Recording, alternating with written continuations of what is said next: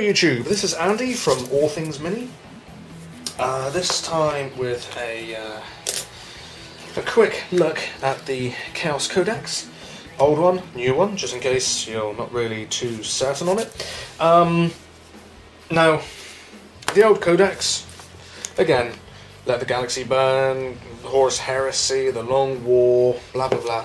Now, the one thing I do seriously like about the old Codex is that it has the colour schemes of the different sort of heretic chapters, what else have you, as you can see there, good stuff there, so on and so forth. Now, I did notice on looking through this book that they don't have it, but let's see what they do have, because they've got quite a number of different things. So, first of all, let's talk about price. Whenever we talk about Games Workshop, Games Workshop and expensive seem to marry very, very well. So basically, right, let's have a look. The outside. You've most likely seen too many of these, so I'm not going to try and labour on all the points, because I bet everybody and their uncle are doing Codex releases and stuff like that. So this is just my take. So basically, the front is embossed. Nice, lovely pictures. Love the artwork at the back, at the forefront. Again, pictures of the models that you can lovingly cherish and have, and Death to the False Emperor and all that sort of business. Fantastic. Is it worth £30? Not your Auntie Nellie's left toe on her right foot. Would it be worth that? If it's a left toe on a right foot, then that would be a big toe, unfortunately. So I could have said that, it'd been a lot easier. No, it's a hardback book and what else have you, but they've brought the price up, and I fear that they're going to constantly do that with all the new releases and stuff like that, you know, for when, what are they called? Dark Angels. When the Dark Angels get an update, and then Tau and Eldar and stuff like that, and then maybe Orcs. Yeah, it's just going to, you know, the prices are going to. I wouldn't doubt if the price gets up to, say, 35 quid, something like that, by the next price increase. Maybe that's me just being too pessimistic, but I've been around in the hobby for quite a number of years. Right, so anyway, lovely looking artwork, so that's not too bad. Again, lovely looking artwork, fantastic. Now, A Tale of Bitter Betrayal, Corruption Unbound and all that, yeah, so you've got all the introduction, the usual stuff. You've got some new art pieces, that's fine. You've got the fluff to go with it, new art piece, old artwork, as you can see, old artwork, but still very good nonetheless. The Horus Heresy, that's a lovely looking new piece of artwork. I mean, that's the one thing I do like about this hobby in general, and also Warhammer. The artwork is absolutely fantastic, and a good old picture there of the Emperor with Horus and the dead Sanguinius and what else have you, so that's pretty cool. Goes on to the different legions. These are the main sort of traitor legions that turned towards Horus for when he decided to be a bit nasty. These are sort of splinter factions: Scourge Force Host, Blood Disciples and Company of Misery, which I do like the colour scheme for, but they've changed that since the last Codex. Crimson Slaughter, of course there's an absolute lot of stuff about Crimson Slaughter, and why? Because we're all painting them, and it's just been released in the new game box set. So the cleaved, they're pretty cool. They've got that oil dripping down them. Right, more fluff, more fluff, more fluff, more fluff. You know, you've got to have, you know, that's another good thing about the hobby in general. The stories, absolutely fantastic. Nice artwork as well. Now let's get back into the real main stuff. Now this is new compared to the last one, because, you know, for those of you who may not play fantasy, those of us who do play fantasy have realised and used challenges and duels and stuff like that are a big thing, certainly when you're in hand-to-hand combat with something, and you can use it to your advantage, you can use it to your opponent's disadvantage. Basically just depends on how you're going to play the game. Everybody's different. Now this is a good thing, I think, because if you've got a we'll just deal with this bit first of all. The Chaos Boon table. Now you use 2d6 and you basically roll them. See if I can reach for this. And as you can see, this came from the box set. It doesn't seem to be too much in the way of dice, unfortunately, but still. Let's see what we'd get. I'll put them over here. I won't lie. Oh, 6 and a 4. Now, which one would that be? 46 or 64? Because it goes to both. I'm going to go with 64 because that's really nasty. That's multiple boons. Roll another D3 plus 1 times for the re-rolling Spawn Hood and Dark Apotheosis. Oh, hello, Milo.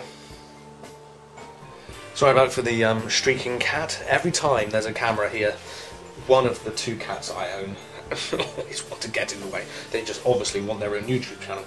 Right, so if it was, let's say you have a look at 46 or 406, I see Aura, so basically enemy models in base combat with a champion at the end initiative, step 1, takes a hit. So, I mean, you know, the Chaos Boon table is very good because if you win your challenge, or your duel or whatever it is, you basically get to roll that. Now you can become a spawn, which may or may not be terribly brilliant because you've got a champion which is now a spawn, but then again you get all these different things like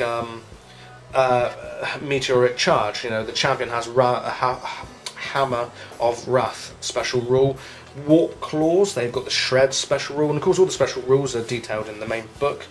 The Warlord's table, D6 if you're going to design your own Chaos Warlord. So basically I got a 4, so what does mine be? He becomes Hatred Incarnate, so basically has the Hatred special rule. So you know, you've got Black Crusader, Flames of Spite, Master of Deception, Hatred Incarnate as we've seen, Lord of Terror and Exalted Champion. So these are pretty nice because it shows that you are actually going to change. You know, yes, okay, say that's my champion. He's there. He can then, you know, challenge somebody because he's more likely going to have to challenge somebody.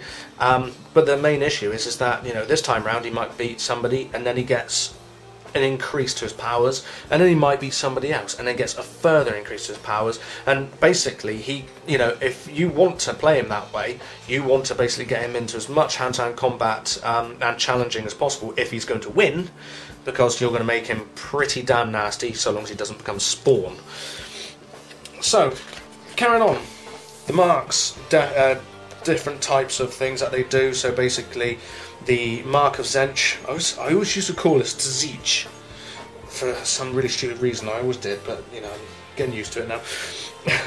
Basically, if you have the Mark of Zench on your army or that particular unit, then they'll get a +1 to their invulnerable save. So basically, if he's just bog standard, he's got no invulnerable save, he now gets a 6+ invulnerable save. If he had 5, then it becomes 4, and so on and so forth, as you know. They get +1 toughness, they get rage and counterattack special rules, and Slanesh gets 1 to initiative. And of course, these 3 have psychic powers. That one certainly doesn't believe in it. Chaos Lords, you know, we're going through basically the different kinds of you know, bits and pieces. And you've got sorcerers, demon princes. Good to see that they haven't got rid of that. Dark apostles and warpsmiths, fairly new kind of things. With respect to the changes that they're doing. Now, Dark Apostle, as I know, is basically sort of like a, you know, a bit of a leader, but also a bit of a what's it called? You know, sorcerer, I suppose. The Warpsmith is very good. He can fix your tanks and what else have you, and also damage the opponent's tanks. Chaos Space Marines, that's fine. Now, there's one thing I have noticed. They have reduced the leadership of Chaos Space Marines and Chosen. Now, they always, normal Chaos Space Marines, and I shall prove it, used to be leadership. There we go, yeah, fly right by. Chaos Space Marines used to be leadership. There we go. Leadership 9 for a normal one. Chosen 10, Chaos Biker 9, and a Champion 10. They've now reduced them, so your normal box standard Havoc and Chaos Space Marine 8, and the rest are 9s. You know, maybe they thought that was just a bit too hard, really. But I thought it was a good thing to have their leadership quite high because, you know, they are evil incarnate. They don't fear anything because they are just pure evil. So why should they not, you know, why should they run? This is a good newbie to the scheme of things. Hello, Milo, once again. Loving the camera stand. Now, hopefully, if we can get these into some kind of... There we go. Here we have a load of basic cannon fodder and a cat walking all over my nice new book. Go on, bugger off you. Oh dear. Oh, here we go. Come on then, big boy. Get that. You come on my lap. Oh, that's it. Skewing me with your claws in my stomach. Anyway, yes. So basically, the Chaos Cultist is a very good unit. Hopefully, it's going to be cheap. I haven't actually looked at the prices points wise for these models. Basically, they are nothing more than cannon fodder. They are orc boys without the sort of orky laugh and orkiness and attacking ability and so on and so forth. Possessed, still same old there, with different kinds of skills now. Chaos Terminators, still the same. Chaos Spawn, once again, still the same. Let's carry on through now. Obliterators, they're pretty cool. They're brought down in leadership as well, but again, you know, you get that choice of power of weapon that they can do, which makes them pretty nasty. Mutilators are new, and they are basically the close combat version of an obliterator, so they're not too bad. Khorne Berserkers and Thousand Suns, you know, if you want a warband with those, that's fine. Plague Marines and Noise Marines, again, fine. Raptors are the jump pack baddies of the Chaos Space Marine armies, but the Warp Talons are a new thing, and basically they're sort of the jump pack. They're the jump pack Marine, but close combat with their talons and stuff like that. So they'd be pretty nasty, I can imagine. Forge Fiends and Mauler Fiends, Walkers. It's pretty cool to see different kinds of walkers and stuff coming into it. I'm sure Forge World will have some absolutely beautiful versions of those if they haven't got them already, which I think they've got one or two, certainly. I've seen something. It's rather nice. Helldrakes, there's an awful lot of things that are now moving towards flying and flyers in Warhammer 40,000. And, you know, it's going to be a bit of a bandwagon thing yet again, which is a bit unfortunate, but, you know, if you can fight against it, fight against flyers, then you're fine. If you can't fight against flyers, then you're going to take flyers to try and deal with them. Defilers, yeah, they're not too bad. Chaos Tanks, just tanks. Hellbrutes are the new form of, Dreadnoughts. And I actually preferred the old sort of Dreadnought rules where they could end up going totally ape, because they don't like being locked away, and they don't like, you know, festering and whatever have you. They just want to go to oblivion and die. They don't see it as a big honour, as loyalists do, to be incarcerated into a Terminator body. But basically, I feel that they could have done a little bit more of this. Yes, it's a walker, you know, it's a vehicle. It's a great big thing that's going to basically, you know, go absolute ape if it gets hit and gets a glancing and isn't destroyed. If it's been shot at, it basically just goes crazy, in which case it goes for anything enemy related. I like the unstable sort of properties of the old Terminators, the Dreadnoughts, who would basically attack their own people. I like that, but still, you know, they're lovely looking models now. And they've got their crazed result, which is pretty good. So, yeah, not too bad again. Only 2 attacks, which I feel could maybe one more. Abaddon. I am the Archfiend, the Despoiler of Worlds, and by my hand shall the false Emperor fall. Old Ezekiel Abaddon, the Despoiler, still the big name. The Chaos Ascendant, which shows in his stats and what else have you. Now, there is one thing that's changed. Actually, no, sorry, two things that changed. Dracnyan, which is his demon blade, does not automatically confer a doubling of his strength. So he will be strength 5 if he attacks with Dracnyan. Whereas, of course, if he uses Horus's Talon, then it will come strength 8. Whereas, of course, it will be its initiative. Then the other thing is, it is. You used to get an asterisk there. You had his 4 basic attacks, and then you had the you had to roll a d6. And if you got a 1, it meant he got no attacks whatsoever because he was constantly trying to control the the demon going ape inside his sword. Now the funny thing is that they've still kept that, except they made it a little bit worse. He does roll a d6 if he's going to attack with Dracnyan. The issue comes that if he rolls a 1 for his demonic attacks with Dracnyan, if he gets a 1, he will receive a wound with no armor saves allowed, but he's got a 4+ invulnerable save. If he doesn't get that, then he cost him a wound, which is an issue. And his weapon skill, which is 7, goes down to 1 until the next turn, and that's the same for all demon weapons, so like demon blades and stuff. So let's run this through. What do we get? 3. Okay, so that's not too bad. Provided that I'm still going through the rules at the moment, and provided they still get a +1 for a charge, that means he's got 8 attacks at strength 5, AP 2. So that will certainly slice through Terminator armor. There, that he's still pretty nasty, still pretty damn nasty. And of course he has his different things like Veterans of the Long War. He's an Eternal Warrior, so he can't be killed outright straight away. He's got the Black Crusader trait. He's certainly not something you really want to go up against. Huron Blackheart, with his little sort of beastie thing that allows him to have some kind of psychic power. Fine, yeah, whatever. I was not, never been too fussed with old Huron. I do love Khan the Betrayer. I think he must be one of my favourite characters because he's just so crazy.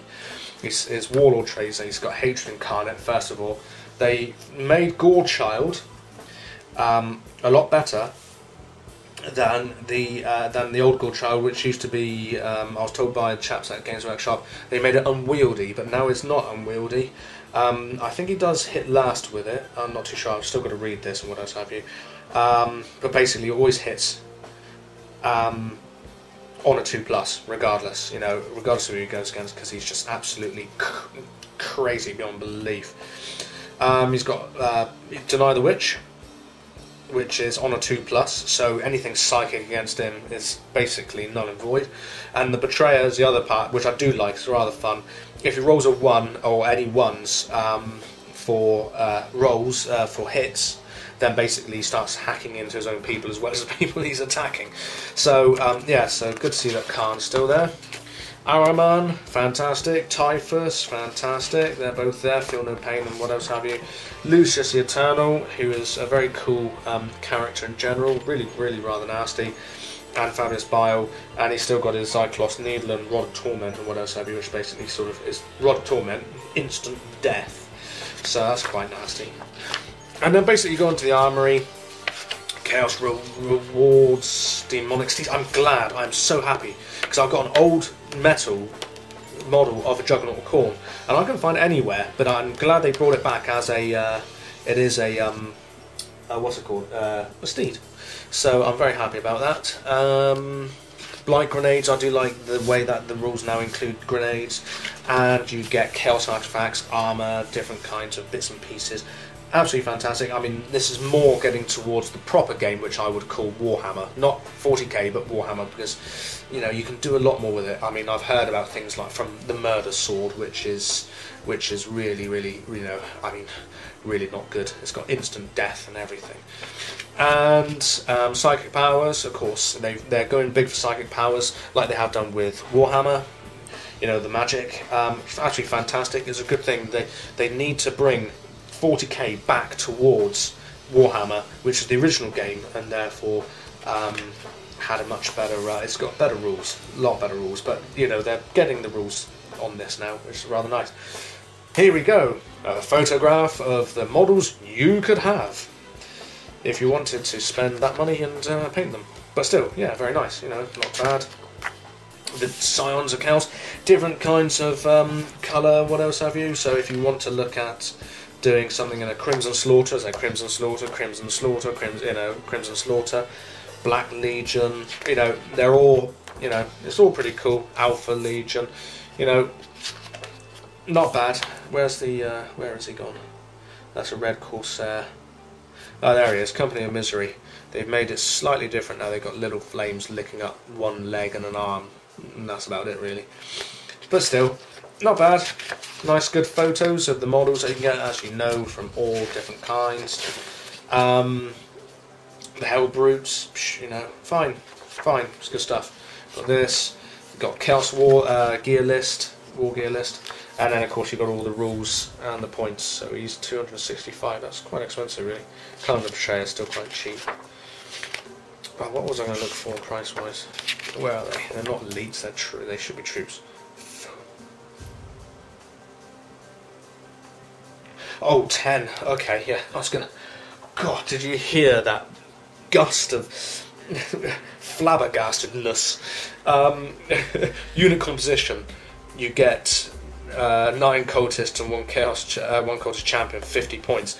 When I saw Chaos Codex, I thought each one was 50 points, and I thought, oh, what? You're joking, not for cannon fodder. But no, for 10 of them, 5 points each, that's not too bad. And then basically you should have your profiles and your good stuff at the back, and this seems to be, wow, that's the first time I've ever opened that. I'm finding something new. Yeah, and then, you know, your reference section.